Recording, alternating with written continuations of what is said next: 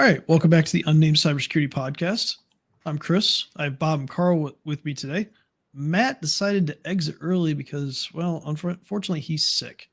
He's got a hacking cold. Yeah, he said he didn't want to cough in everybody's ear this week. So, yeah, probably good for that. We hope Matt you could have just given him a mask. Obviously gets well. Yeah, or a pillow. We could have isolated. I'm gonna get canceled for that one, but that's another story. But we hope Matt gets well for next week. But we want to start off a little bit interesting, right? This is the time of year where people travel. Sometimes they travel for business, sometimes they travel for pleasure. Carl attended a talk from the FBI, and they talked a little bit about travel with business, right? So, Carl, Absolutely. You want to talk about that? Yeah, I mean, we want to talk. The FBI is on what they were spending their time focusing on was companies protecting their trade secrets, and most companies aren't even aware that they have trade secrets, but every business entity has them. Whether it's your client list, whether it's the methodologies that you use to bring your products to market, the way you advertise, all of these formulas, this is part of the DNA of your company. It's very unique. It's a fingerprint. And what happens is you've got countries, I mean, China is very aggressive at going after these trade secrets and destroying companies in the market. I mean, what was it, AMSC back about 10 years ago, subcontracted with a Chinese firm, and they basically stole all their trade secrets. And that company was worth $1.5 billion, 700 people employed, gone.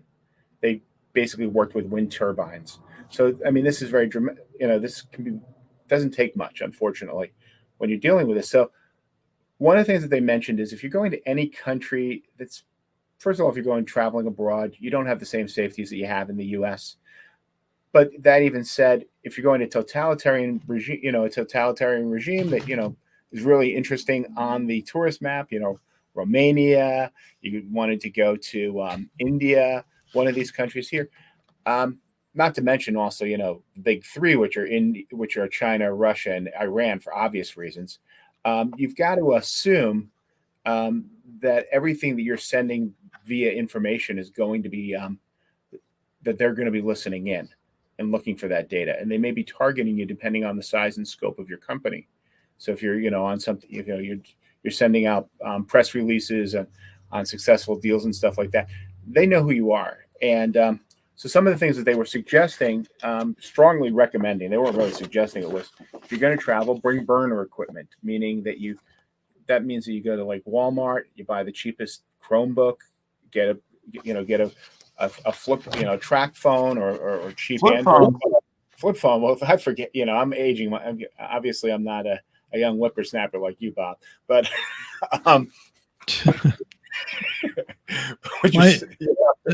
at least your camera didn't die in the middle of recording. So, well, anyway. So sorry. We can still hear you, Chris. Chris is still here. Chris is still here. I'm still here, guys. So, but you can get a cheaper Android phone or an older iPhone, for a couple $100, and you use that while you're traveling. Don't connect directly to, don't have any of your company data on those machines, because Chris pointed out, what happens if you're, at a checkpoint, they search they ask you to open up that equipment and you have data on that. You can just assume that it's going to be gone. And so not gone, but that they have now a copy for themselves to do with as they wish. And so, other things. And when you come back with that equipment, don't reuse it, just throw it away. That's really why we call it a burner equipment, because you just have to assume that somewhere it's been compromised. Chris, you raised your hand, so you must be. I'm just excited my camera will start working again. Oh, I thought software glitch, guys. I was attacked and kidnapped. Sorry, didn't mean to exit. No problem.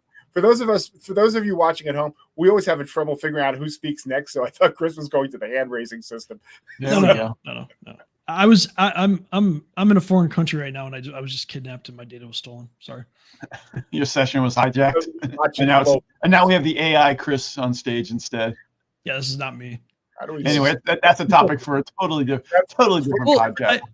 Anyway, back to burner equipment. Like Carl said, go out and get something to take, but don't load it up with all the data that you're going to use. Make sure that you're accessing what you need over a secure cloud connection, because you never know what's going to end up getting accessed on that machine.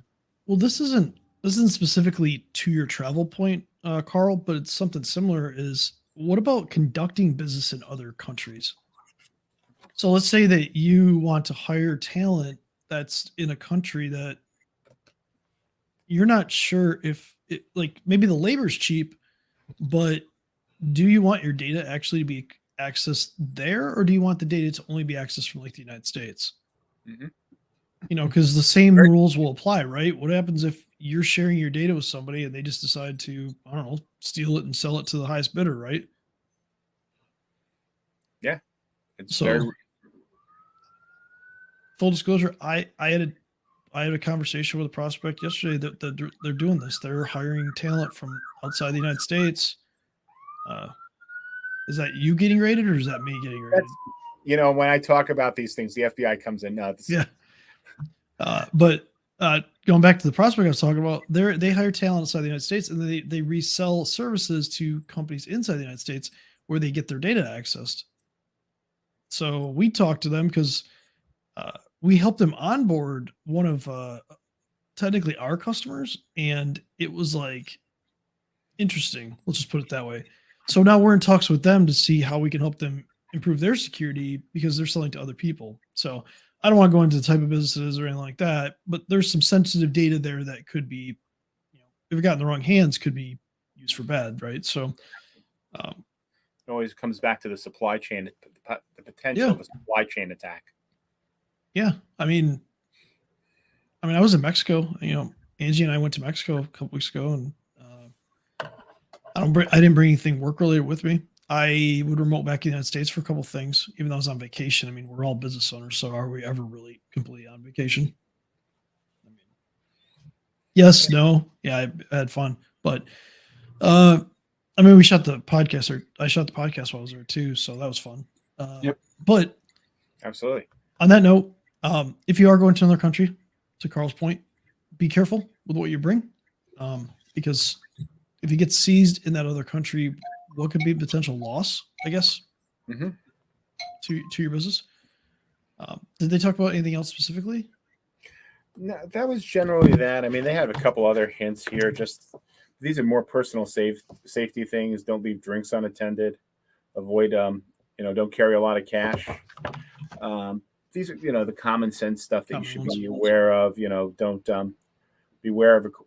You might also want to check and look if there's any travel advisories that are out there. One of the things that we looked at when we went, for India, I didn't realize that there was a couple of travel advisories for the U.S. and for Australia that are out there, as far as because of the civil unrest that's happening in Pakistan. So it may not be the country that you're going to, but it could be a country adjacent to it that can cause a potential issue. That's true. Yeah, I mean, I know some people that go down to Mexico to work for one of the big three, and they have to have armed security guards take them from where they're staying to the plant in question. Wow. So yeah. Well, military. They're like ex-military people. It's pretty crazy. So. Well, when my brother visited the Philippines, his wife is Filipino, and he actually, my father-in-law had been in the military. His father-in-law had been in the military. He'd been at a high rank, and he had bodyguards when he was there. And it wasn't like he had money or anything that would make him like a big industrial type, but because it's such an industry in that area to kidnap, Americans. Yeah.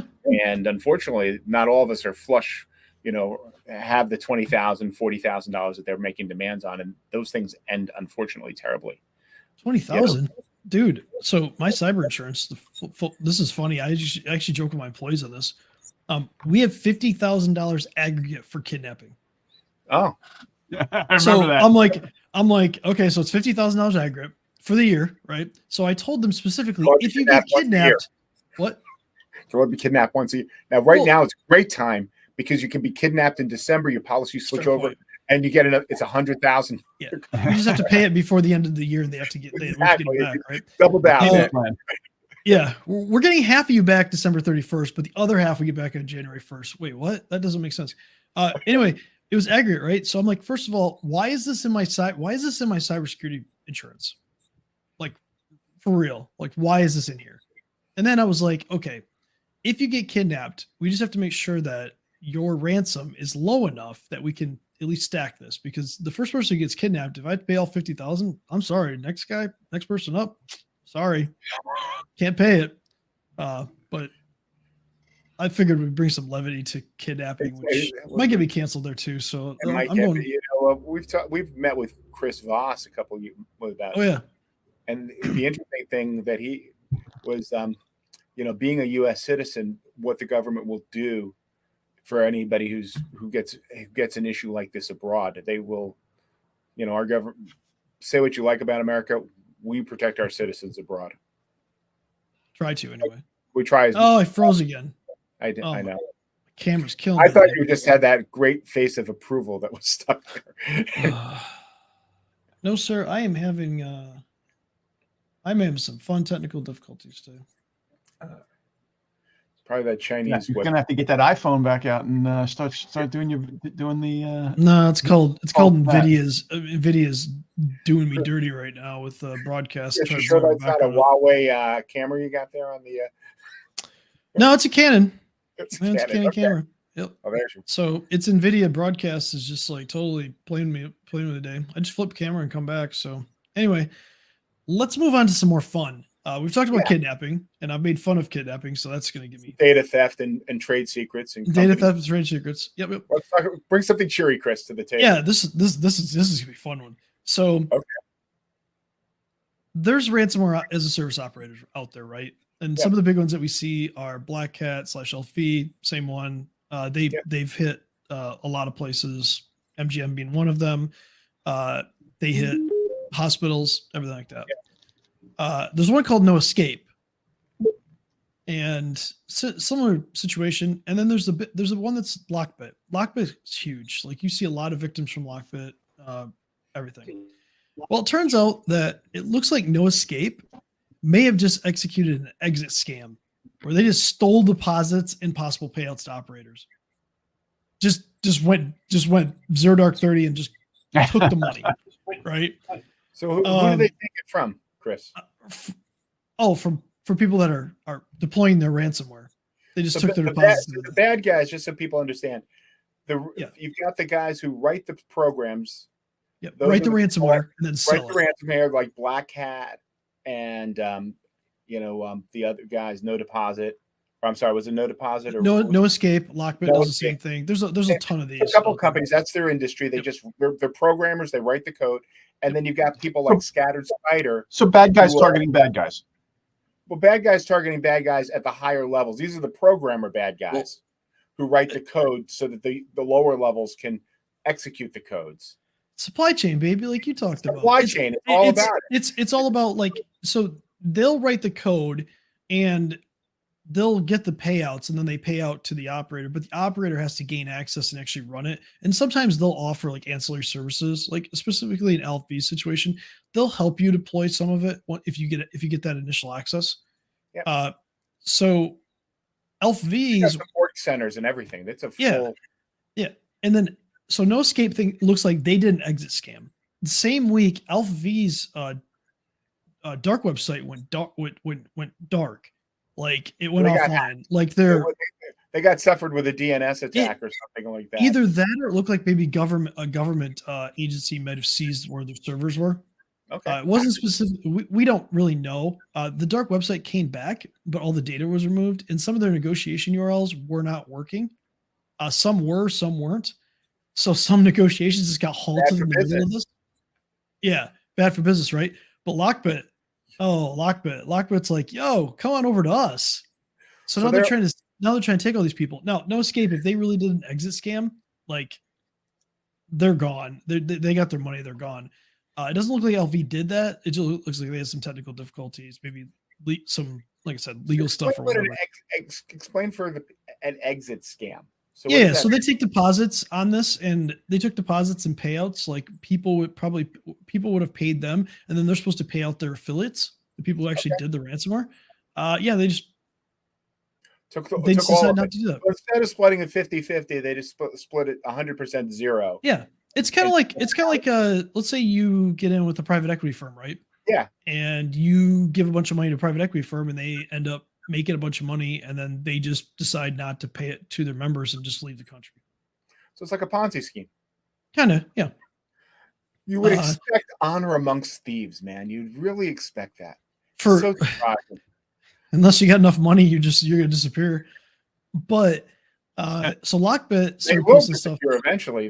These guys Yeah, will. That's Yeah. fair. But These guys don't have Lockbit long- themselves yeah. are appealing to them, both the Alpha or Alpha or whatever I call them, and No Escape advocates. They're appealing to them, trying to get them to come over and deploy their ransomware instead. So this is like so on top of irritating. So on top of that, they've got their competitors have come in because Alpha, or I knew him as Alpha, but Black Hat. Yep. Basically, since they're having an outage, they're a victim of cyber crime, basically. Something like that. They're having an interruption in service. So their competitors like, hey, we're open for business, guys. Well, and it's really weird because Elfie hit like one of my former employers. I talked last week about it. So I don't even know if the negotiations happened. They That's sold really tough for businesses. Imagine your business was ransomed. You're trying to pay the payment, and now the site is down. You can't get there's no. It's even worse. You can't get the data back. So I mean, these thieves are stealing from each other, but it's also throwing off even the ransoms that are going on. Yeah, and then Lockbit actually apparently called the Black Hat Elfie's outage a Christmas gift. So this just keeps getting better, guys. Like this is like we're getting to a point now where it's like people are trying to steal affiliates from other people. So it's like here we have businesses of their own success. We deploy ransomware. We're out to make money, and guess what? We're gonna try to poach people. We're trying to poach not employees, affiliates. We're trying to poach them. Come on over. Grass is green over here, guys. We'll give you 30% more, 20% more. I don't know if that's true. That's just we don't know the speculations. We're not involved with any of these people, but we're just looking from outside of what's apparently happening here. But you can equate it to like what happens with employees, right? An employee might leave because they might get a 20% bump in pay. If they're sold, the grass is greener on the other side. Whether it is or not, that's irrelevant. I mean, these companies, these ransomware software writers, they treat their business like companies. I mean, we've gotten from that Conti jump, that was another group. We got the fact that there's employees. They run an employee of the month contest. They have an HR department. They give bonuses for when they complete their the ransomware when they get paid. So that there's all these things recruiting. So it looks like a business except it's completely illegal. Yeah.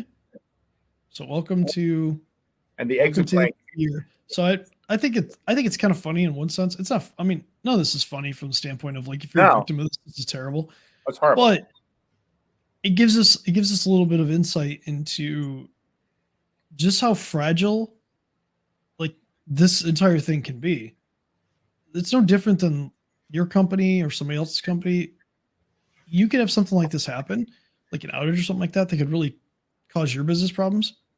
Like, if you're in the business of ransomware and everything that you have goes down, you're losing money. Yeah. It's no different than our businesses. If we have something that happens that we can't use a tool or whatever, or something, I mean, we're going to lose money off of it.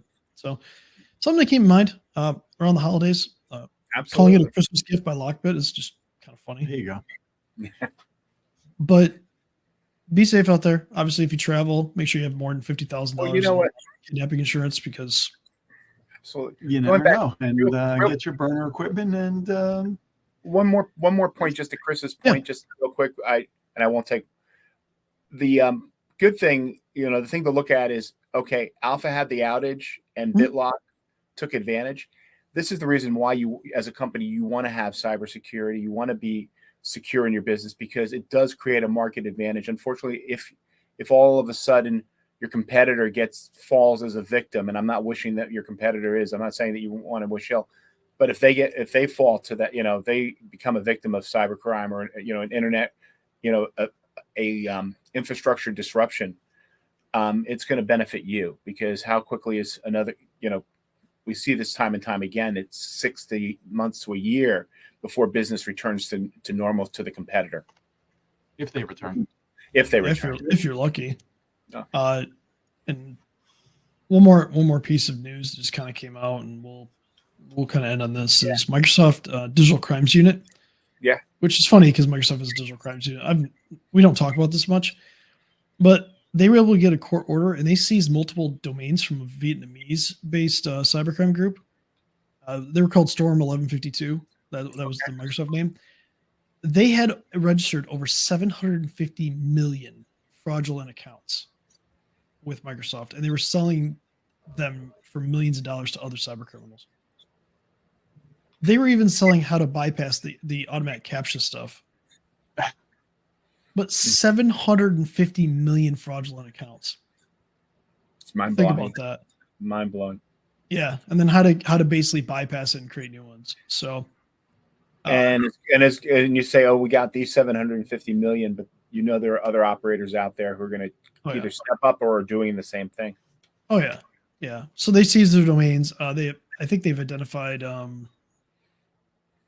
They've identified 2 people as part of the operation that they're suing directly. I mean, who knows if anything will come from that, but just kind of a interesting thing how they were able to seize it and kind of stop this. But all side note, Microsoft fired their CISO and hired a new one. So do with that information as you will. It's always the biggest target in an organization. Yeah. So hopefully next week we have Matt back. Maybe we'll have a guest. Maybe. Right. If Matt is healthy enough, we'll hopefully see his cat again. So the cat can come. The cat can always come on, whether Matt's there or not. We should have just had Matt. We should have just had the cat on. Anyway. Hopefully, I'm not in a detention center someplace. All right, guys. Let's. Let's. Merry Christmas. Merry Christmas. We'll talk to you next week. Have a good rest of your week. For the rest of you. Yeah. So we'll do one more before Christmas. We'll have something special. Have a good week, guys. And all right. We'll talk to you guys later.